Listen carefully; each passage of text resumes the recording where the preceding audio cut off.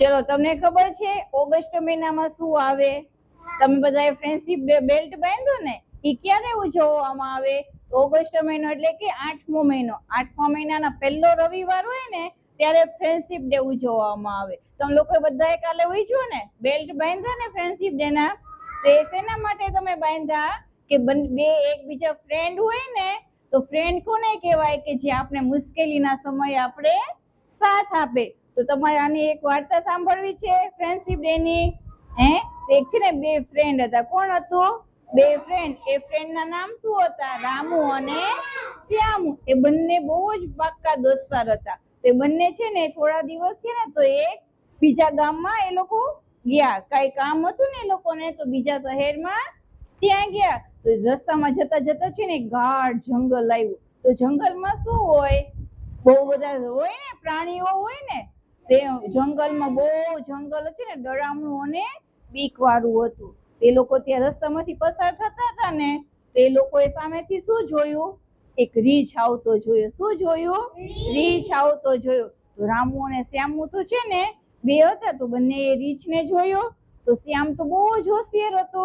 તે તો ફટાફટ એક મોટું ઝાડ હતું ને, તો ઝાડવા ઉપર ચડી ગયો. અને જે રામુ હતો ને તેમનો નીચે રહી ગયો. કેમ? એને ઝાડ ઉપર ચડતા આવડતું નતું. અને શ્યામ તો ફટાફટ ઝાડ ઉપર ચડી ગયો.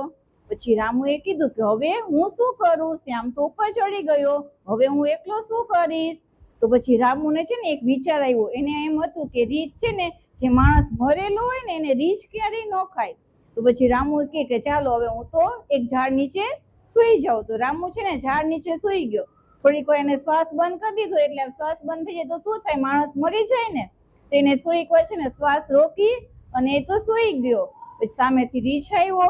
પછી રીંછે છે ને રામુ પાસે જઈને જોયું કે આ તો એને પછી કાનમાં સૂંઘ્યું ને, નાક પાસે સૂંઘ્યું ને, તે તો એને એમ લાગ્યું, રીંછને લાગ્યું કે આ તો સૂઈ ગયો હશે, તો હવે આને સૂતેલા માણસને ખવાય નહીં. પછી છે ને એને કાનમાં કીધું. પછી સૂંઘી અને ત્યાંથી જતો રહ્યો અને ખાધું નહીં. પછી ઓલો શ્યામ જે ઝાડ ઉપર ચડી ગયો હતો ને એ નીચે આવ્યો. પછી શ્યામે શું કીધું? ઈ કે રામુ તને રીંછ શું કહીને ગયો કાનમાં? તો પછી રામુ એવું કીધું કે રીંછે એવું કીધું કે તારો ફ્રેન્ડ હતો ને ઈ તો તને મૂકી અને ઝાડ ઉપર ચડી ગયો. આવાને પાકો ફ્રેન્ડ કહેવાય?